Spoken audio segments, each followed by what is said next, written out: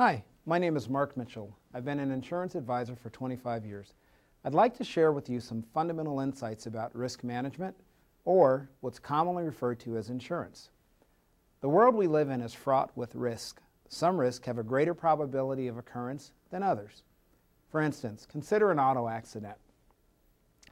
In an auto accident, various types of insurance or risk policies might come into play, such as your auto insurance, property and casualty, health, or in the unfortunate event that a death occurs from the accident, life insurance.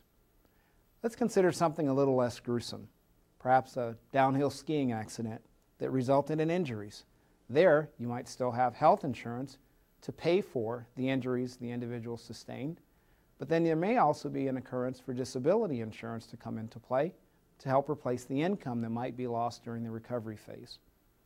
There are many types of insurance arrangements to address these exposures. And if you think about it, on some level, everyone participates in some form of insurance.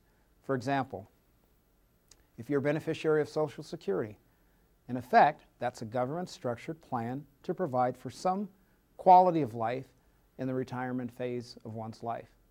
There are other financial products, such as life insurance, health insurance, homeowners, auto insurance, and the various types of retirement plans such as IRAs, all of which are designed to provide a degree of protection based on whatever the risk is. Insurance in a broader sense allows the shift of a potential burden to a party other than the beneficiary. This is an important concept because it allows the beneficiary to leverage small amounts of capital, the premium, to guarantee a much larger sum when needed. Insurance is a fundamental element of any sound financial plan. There's a big misconception that wealth, or the accumulation of wealth, eliminates the need for insurance. Nothing could be further from the truth.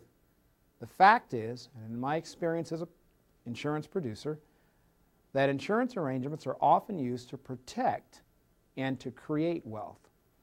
Let's look at a few situations to better understand this concept. For example, a family has just suffered the untimely loss of a loved one, and that loved one happened to be the one who brought the salary in and provided the necessary income to make the payments on the family home. Unfortunately, there wasn't sufficient resources, the salary stopped, and now the family is faced with having a foreclosure on the home that they've owned for many years. Alternatively, think about a business that was started by an individual, and that individual had key relationships that resulted in sales that allowed the income to come in, the salaries of all the employees to be paid, retirement plans, all of these wonderful things to take place. But because that person is no longer here, those relationships are gone to the competition. In both of these instances, life insurance would have made a difference because it would have provided the necessary cash flow to ensure that everything stayed intact.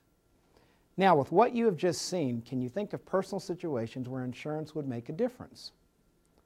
Personal financial planning at any level necessitates sound financial management. This requires a plan. You can start with the Life Financial Planning Pyramid.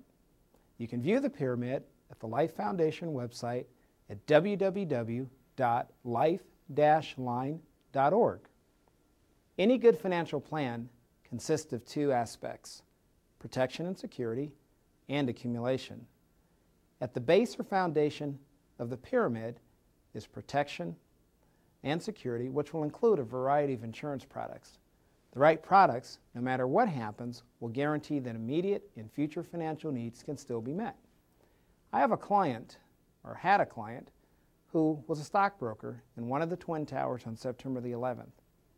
He was an up-and-coming broker in this brokerage firm. Sadly, he was always too busy to implement the life insurance program that we had discussed. His attorney wanted him to have it, as did several members of his family, but he never had the time. On September the 11th, he lost his life. Worse than that, his pregnant wife had just completed law school, was looking for a position as she had just completed the bar, couldn't find anything in time to save the new home that they had just purchased. She lost it. She and the baby had to move in to live with parents. On a more personal note, when I was very young, my mother passed away prematurely, leaving my father to fend for himself, to raise myself and my two younger siblings. Sadly, at the point that she realized that her illness was terminal, that she wouldn't recover, they attempted to apply for insurance. She was uninsurable.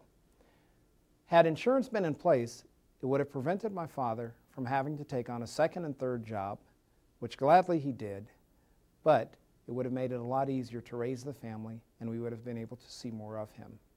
Had they had insurance, life would have been a lot easier. The risk of dying too soon, living too long, or becoming disabled is a reality that we all face. Failing to plan is planning to fail. Please be prudent and act now.